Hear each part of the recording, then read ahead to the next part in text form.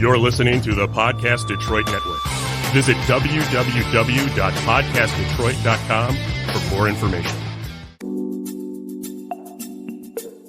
Welcome to Smart Sex, Smart Love, where talking about sex goes beyond the taboos and talking about love goes beyond the honeymoon. I'm Dr. Joe Court. Thanks for tuning in.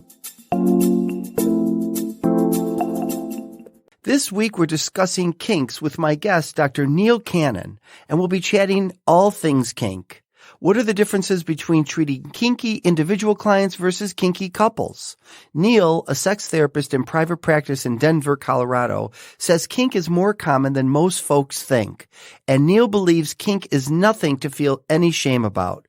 Kink is a spectrum of fantasies and behaviors. It's complex. So let's discuss. Welcome, Neil. Hi, Joe. How's it going? Thanks for having me on your show. Yeah, no, I'm so glad to have you here. We've been known each other a long time, and it's nice to work with you in this way now. Well, I agree, and I appreciate it. I appreciate the forum, and I think that, honestly, the work you do and some of the topics you've covered over time, I think they've had huge impacts on people's lives, so maybe we can help touch a few folks' lives today, too. Good. Thank you. Yes. So the first thing I want to ask is, if I could, most people say, and I get this all the time in my audiences, I'm sure you do too, what's the difference between kinky and vanilla? Can you respond to that? The difference between kinky and vanilla. So, well, there's an old joke, and that's where I thought you were going with this. And the old joke is the difference between kink and perversion. And the difference between kink and perversion is kinky is when you have sex with feathers, and perversion is when you have sex with the whole bird. So when you started asking that, but now that I know this is a serious question, kink and vanilla. Vanilla is that thing that your average everyday straight couple does. They kiss and they make out and they have manual sex and oral sex and intercourse. That's kind of this definition of vanilla sex. Kinky sex or kink, they're minority practices of pretty much any type that kind of falls out of the mainstream. And so that would include BDSM, it would include fetishes, it would include cross-dressing, lots of different kinds of more minority kinds of sexual practices. Have you ever heard somebody say that kinky is the beginning of one's disgust response, that if they have that response, then that's how they determine what kink is for their partner kind of thing? Have you ever heard that? I haven't really heard that in those terms, but where it leads me is to think about shame and that edge of shame as an erotic beast, right? So like there's one side of shame that's completely unerotic, it's toxic, it's hurtful, it's harmful, and then there's the other side of shame, this fine edge that's completely erotic. And so what we would never want to happen in real life is exactly what we'd want to have happen sexually as a peak erotic experience. Can you say more about that? Why not? Well, let's take humiliation, right, as a thing that happens within the kink community and as a subset of within the BDSM community. Mm-hmm.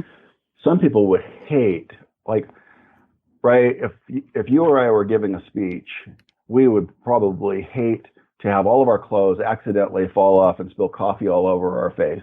Right? That would be like the bad kind of humiliation. Yes. But a lot of people might enjoy being called names or spit on or take your thing that they wouldn't otherwise want in real life, but in an erotic situation with the right context and with the right intention and in the right partner and in the right mood, that might be really intensely stimulating and arousing. Absolutely. So in one sense, they're in control of the shame, and the other they're not. Is that a good distinction? I think control is a really important distinction because I think people in kink and especially in the BDSM aspects and realm of kink, being able to reclaim part of their sexuality is part of it. Being able to be in control of exactly what happens. So there's two kinds of pain, right? There's good pain and bad pain. So I would hate to stub my toe in the middle of the night. Oh, that's bad pain. But some people do like to be spanked or whipped or caned or pick your thing or have their nipples pinched. But those people have negotiated for that, and they have a contract for that, an agreement. And so they're in complete control of just how much pain they receive and what kind of pain. That's a great, like somebody that wants, if it's okay, somebody that likes to be, I think a lot of people don't get this, including therapists. Like one person who wants to be spanked with a ping pong paddle might never want to be spanked with a cane, or whipped with a cane, or hit with a cane, struck with a cane, or vice versa, right? Some people that want to be hit with a cane would never want to be spanked with a ping pong paddle. The pain is different. There's different kinds of pain. And what we're really talking about when we talk about pain is we're really talking about sensations, which kind of leads into what you talked about earlier in terms of this is a spectrum. An eroticized spectrum, which I think people forget. I had therapists once, I've had many actually say to me, how could that be sexual for somebody? You know, the pain, how could pain ever be sexualized? And I always say, and wonder what you say, it's eroticized. It's play. The pain is erotic for them. It's not for you, but it is for them. Would you agree? Mm-hmm. Yeah, I mean, one of your mentors, and certainly somebody that I learned a lot from, was Jack Moran, right? And he talked about erotic templates. And I kind of took Jack, erotic templates are what turn us on and turn us off. And I took Jack's concept of erotic templates and turned it into easiest way I think about erotic templates. They're like thumbprints. There's no two thumbprints that are alike. There's not one thumbprint that's better than another. They're just different. And so for some people, certain things turn us on with our erotic template. And for other people, that would be a turn off. But that's what makes us uniquely different as sexual beings. Agreed. And tell us, could you, what is the most common theme you see in the kinky clients that you treat? Joe, I think it's shame. At the end of the day, the majority of people that walk into my office for support around kink, there is some level of shame.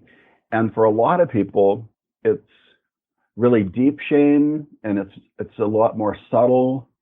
For other people, it's really clear. Like some clients, Joe, they'll come to me and just like I know they come to you and they say, I've never told this to anybody before, and I'm so afraid. Mm-hmm. And so it's the first time, like for us to be able, as clinicians, to be able to witness that and hold space for that and let people process these things that, sometimes they've kept secret for 35 or 50 years or however old they are. Yeah. Because most people, their erotic templates get formed really young, right? If I'm working with a client who is into being spanked and they're 35 years old, there's a really good chance that formulated for them one way or another when they were 5 or 6. Yes. I struggled, as you know, and I've come out about it recently publicly, but I've been out about it for quite a while, is my own kinky thoughts and behaviors. And I struggled with the shame of it. But I identified myself as a sex addict because then I thought, well, this is not really me. It's a sex addiction and something out of my control. That's a whole other podcast.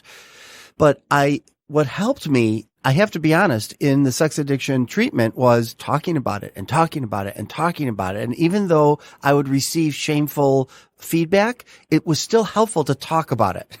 So that by the time I got into my 40s, I was like, I like this. And my first masturbatory fantasies were of this kink. So it's not like it just came out of nowhere, and I know exactly where it came from and I enjoy it. So I finally decided to do that. But you're right. It's the shame that I was ashamed of it that kept me in the closet. And I think this talking process that you're referencing is so important. So like for some clients, I think what we're doing is we're actually helping them practice talking about it. So it normalizes it in their own head and their own behaviors with their own heart and feelings and psychology.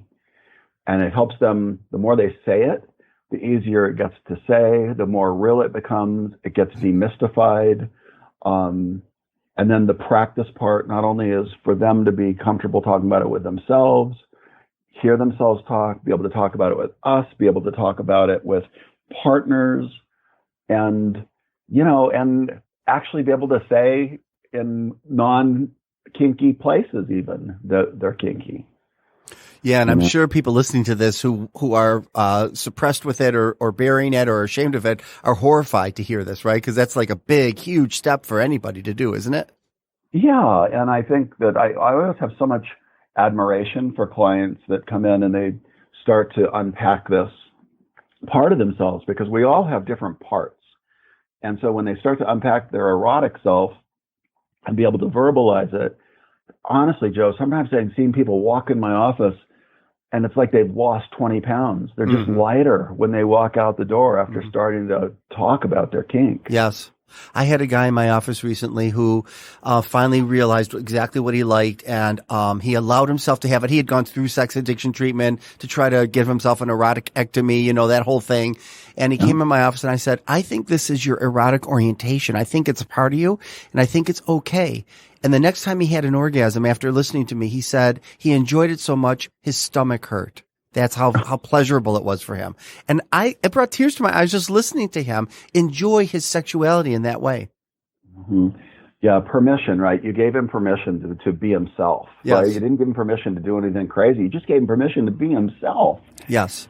And at the end of the day, that's what most people want, right? Whether it's because we're attracted to partners of the same sex, or we have a gender identity that's non-conforming, or whatever it is, or if it's kink or if it's a fetish, just to be able to be free to be ourselves. Right, because sexuality isn't separate from us. It's a part of us, and it comes from us. I like that you referenced Jack Moore, and he talks all about that, and it's helpful to people to have erotic empathy for oneself, I would hope.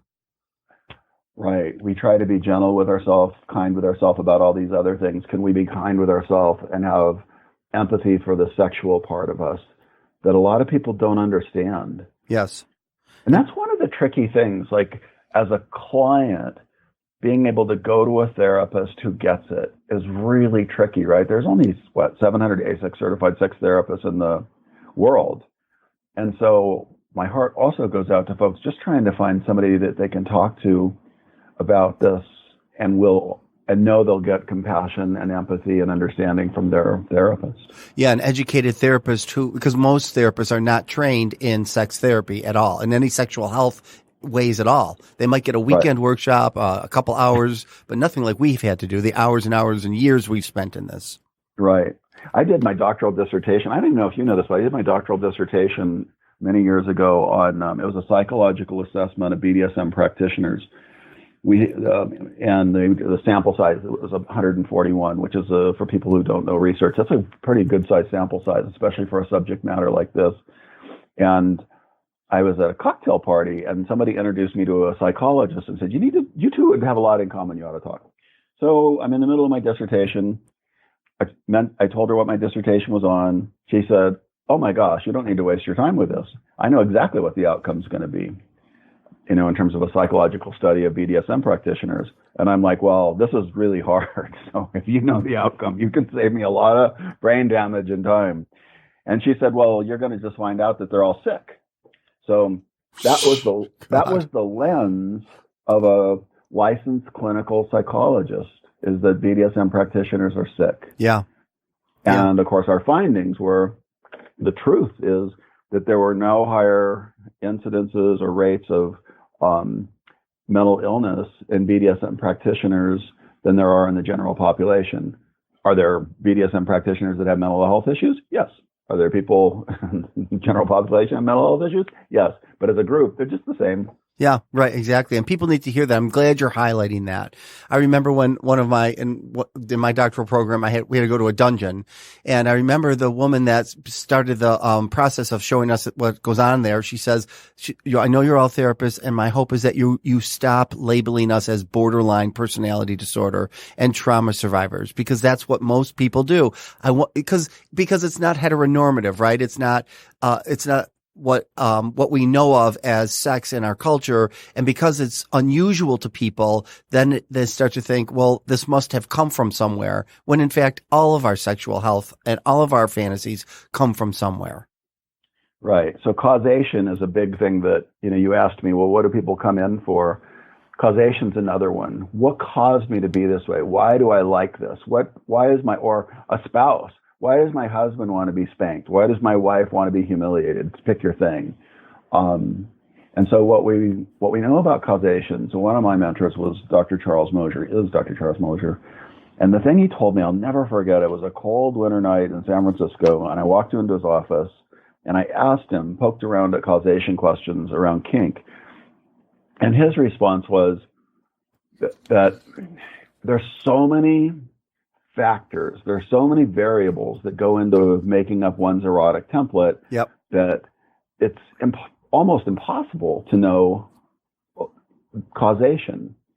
And I know you and I have had some really rich discussions on this too. And, the other side of this coin is even if we don't know exactly why, there's some people that create a narrative around, well, the reason I like kink is because of blah, blah, blah. Mm-hmm.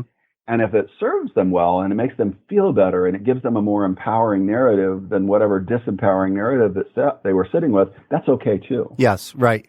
Because I do think there's a difference between scientifically knowing and psychologically believing or feeling. Yes. Right. I mean, I just do believe that many people, it does come from somewhere. It gets eroticized, sexualized. And for other people, it doesn't. We had one guy on here. He was my first podcast. He calls himself a roper. And he said, I didn't have anything happen to me other than I was a Boy Scout and they handed me a rope to tie a knot and I got an erection.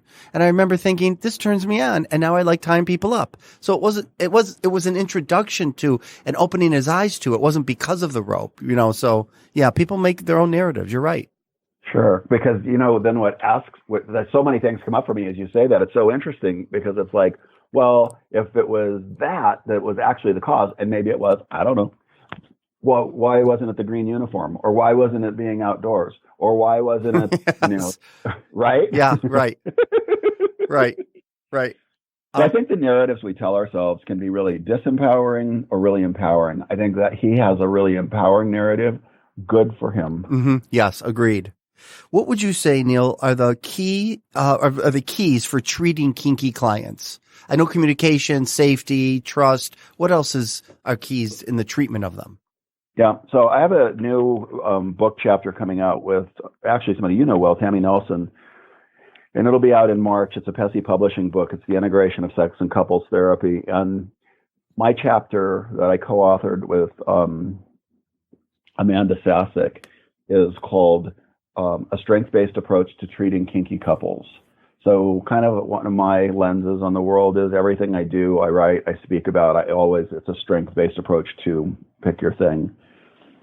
So in here, what the great thing about that chapter was, it really forced me to think, what have I been doing? What have I been doing for the last 15 years? How does this work? Why does it work when we treat kinky couples? And so the first part, we broke it down into 4 parts. The first part is creating therapeutic alliance. And so to clinicians, that's kind of like the no duh. To clients, it's like, oh my God, if that means that I trust and like my therapist and respect my therapist, then I feel safe. That sounds really yummy.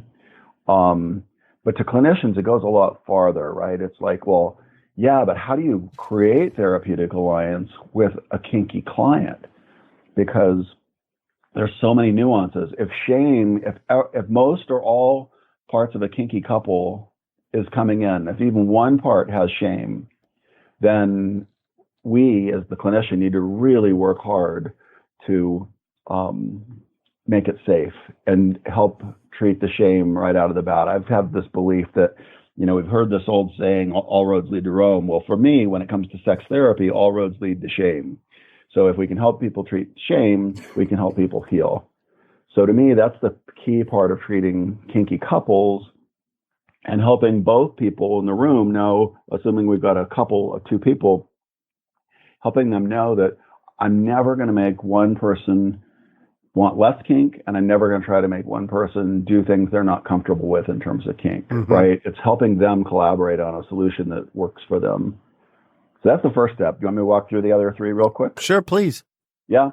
So the second step is to help the couple create an understanding, a clear understanding of what each other actually wants and doesn't want. So for instance, I had a couple where they were kinky. He was submissive. He wanted her to be dominant. One of the big things he said he wanted was anal sex. So in her mind, she had decided that anal sex meant she needed to put on a strap-on with a 10-inch dildo and grab his ass and go at him. And when we started to and because there was so much shame, it wasn't something they could easily talk about on their own. Mm-hmm. So when we started to really unpack it, what it really meant for him was, oh my gosh, if you would just, if I was just had handcuffs on and had a little lube on one of your fingers and you wore gloves and you poked around inside my butt, that's all I need for anal play. And so that was like this clear disconnect. There was a clear misunderstanding of what actually was wanted. And in this particular couple's case, there were lots of those little things, or 6 or 8 of those little things. So really helping the couple unpack and understand what each other wants. That makes so much sense. Yeah, right? And then, like I said, when I wrote all this down, it was like, it didn't seem like brain surgery to me. It was just what we did in our room every day, but It really was helpful to like get it into steps. Therapists like steps. Yes. And so do clients, right? They like it too. Yeah. Can I ask? Go ahead. Oh yeah. No, sorry. keep going. And then the third part was to build empathy. So from a heartfelt place, the couple has to really care about the other person's position. So I had another, from a really emotional place. So I had another couple where they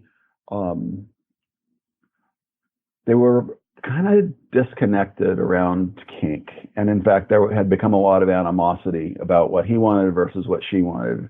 And in the case of this particular couple, it was a lesbian couple. One was submissive, one was kind of reluctantly dominant. But the big thing was they were in each other's heads, and they weren't in each other's hearts. And when one of the people said in a really emotional way that what I need is I just need the BDSM, that kink, being submissive feels like sunshine to me. It's like if I don't get sunshine, I'm in the dark. It's like being in a cave. And that person was crying and really sobbing. The other person got it. And they were like, oh my gosh, I didn't know that's what it meant to you. I'm so sorry. And then she was crying. So they're both crying. And that's when things started to open up for them. Mm-hmm. And then the person who wasn't as kinky had, through therapy, created the opportunity so they could do the same thing and talk about their feelings of, well, what's it like to dominate my partner? And she had her own feelings around, what it was like to have to be, in her mind, a mean dominatrix. And then we learned through unpacking that, well, that's not what our partner actually wanted anyway. So, it's just the steps of creating therapeutic alliance, creating understanding, creating empathy. And then the last piece is to help couples collaborate on a solution. And the reason I really intentionally use the term collaborate is because when in the world of kink, in the world of BDSM, people talk about negotiating contracts all the time. So I completely pulled out the term negotiating. I don't want my couples negotiating with each other. This isn't a trade agreement. This is about I love love, that. Right. This is marriage. This is relationship. This is connection. So I really want them on the same page, collaborating, trying to create a solution that works for both of them. So those are the steps. They tend to be a lot messier than what I just walked through. And therapeutic alliance, that first one, which is also, it's like creating a safe social engagement system. Nothing happens in therapy without a safe social engagement system. Yep. At least nothing positive. And that can be broken at any time, right? All it takes is the wrong look, the wrong body, the wrong judgment, the wrong body image. So we as therapists, we have to be on the balls of our feet to always stay in this place where we're never shaming a client. That's like my number one mantra with me, with my students, never shame a client. So Neil, where can they get this book? What's the name of it? It is Integrative Sex and Couples Therapy. It'll be out in March of 2020. So that's almost this year. This Pesi Publishing, PESI. All right. And, yeah. And where can they find you?